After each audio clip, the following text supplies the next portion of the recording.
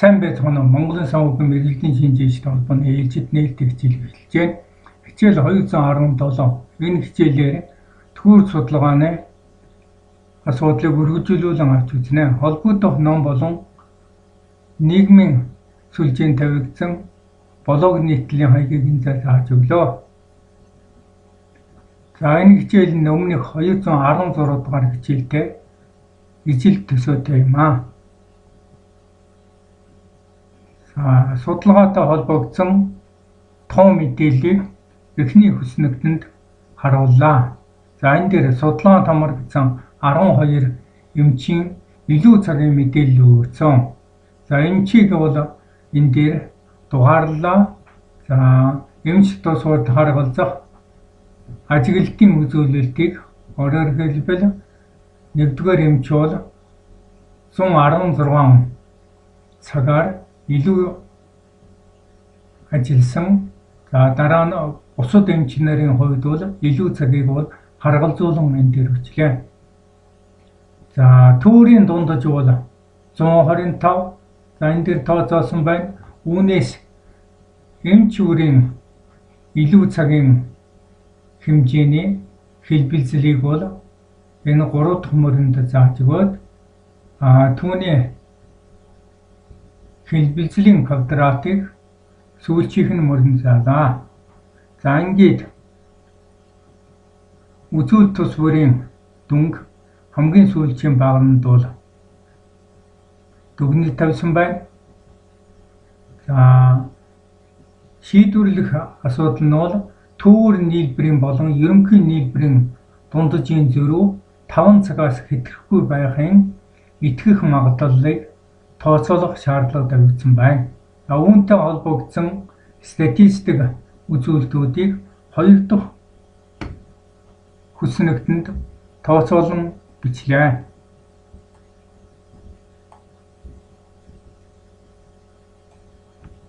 За түрүүн хэлсэнчлэн төвөрийн дундаж бол энэ дээр бичигдсэн 125. За үүнээс эмч бүрийн илүү цагаар ажилласан цагийн хэлбэлзлийг бол энд тооцсон билээ.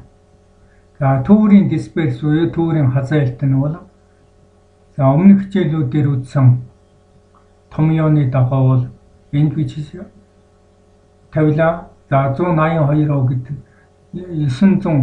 982 гэдэг маань энэ дундажаасаа ажиглалт тус бүрийн хэлбэлзлийн квадратын нэгдсэн дүн юм аа.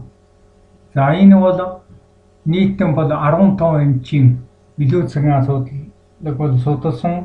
Тэгэхээр бол үүнийг нэгээр багасгаж чөлөөний зэргийг бол тавьдаг. За ингээд том ёонд холбогдох том үзүүлэлтийг орлуулан бичиж төвөрийн дисперсийг бол энтэй тодорхойлсон. За төвөрийн дундаж алдааг мөн холбогдох том ёоны дагуу энэ дээр бичсэн. Харин энэ дээр бол ажиглалтын тоо бол 15-аар бичигдсэн байгааг бол харж байна. За дараа нь бол баталгаад магадлалыг бол тооцоолсон. За энэ нэг баталгаад магадлалын коэффициент гэж ингэж нэрлэдэг. Үүнийг за ном зохиолуудаар бол үүнийг альфагаар эсвэл Т коэффициент гэж ингэж илэрхийлсэн байдаг. Тийм учраас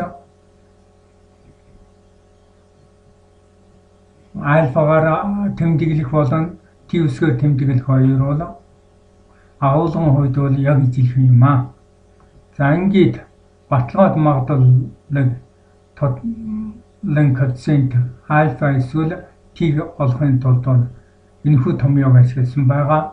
За түүнд холбогдох тоо мэдээллүүдийг орууллаа. За энэ тоо бол төвөрийн дисперс байна. За 15 гэдэг бол төвөрийн ажиглалтын тоо. За энэ дээр бол альфаг олох юм бол эндээс квадратыг зураг гаргаад олсон тоо нь энэ байна. За ингээд мэдгэж байгаа хүртэх тоог хойдог тоонд хуваахад бол альфагийн тоон утга бол энэ дээр гарсан байгаа. За энэ үнийг бол нэлээд ойролцоолон бичлээ.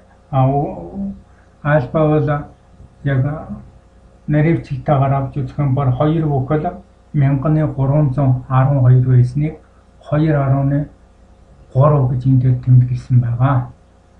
За хамгийн сүүлчийн багнуудад студентийн антид тархалтыг бол энэ студентийн total функцээр бол илэрхийлж тооцоосон байгаа. За энэ дээр бол ойролцоо тооцоогоор авсан. За өөрөөр хэлбэл энэ total функцийн магадлалын утга бол утгыг хавсартаас харахад бол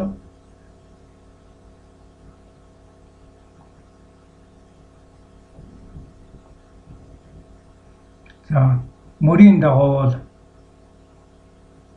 2.3 бол байхгүй байгаа. Түүний оронд бол 2.4 байгаа.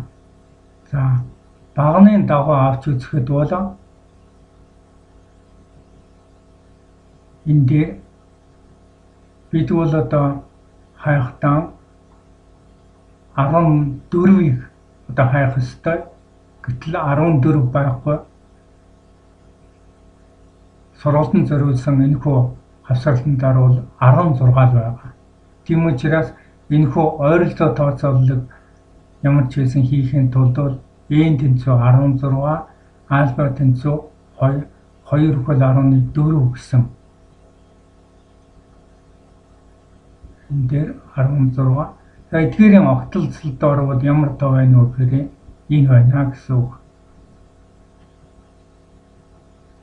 Өөрөөр хэлбэл 97.1% магадлалтай. За харин өндөр наривчлалтай тооцоо хийхэд бол энэ Большой, Смирнов нарын таблицы математической статистики номын 175 дугаар хуудсан дахь функцийн распределение студента гэсэн энэ хүснэгтийг ашигладаг.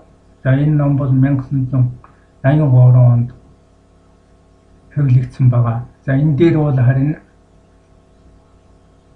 энэ мөрийн тоо бол 14-оор өөрөөр хэлбэл чөлөөний зэрэг 14-оор шууд авгалзуутай мөн альфа буюу баталгаат магадлалын коэффициент бол шууд бидний тооцоогоор гаргасан 2.3 шууд ашиглах юм боломжтой байгаа. За тэгээд эдгээр огтлцолдоор бол харин 97.1% биш. Харин илүү одоо наривчлалтаагаар тооцоолыг илэрхийлэх 98.1% гэсэн тоог олох юм боломжтой байгаа. За ингээд өнөөдрийн хичээлийг өндөрлж байна.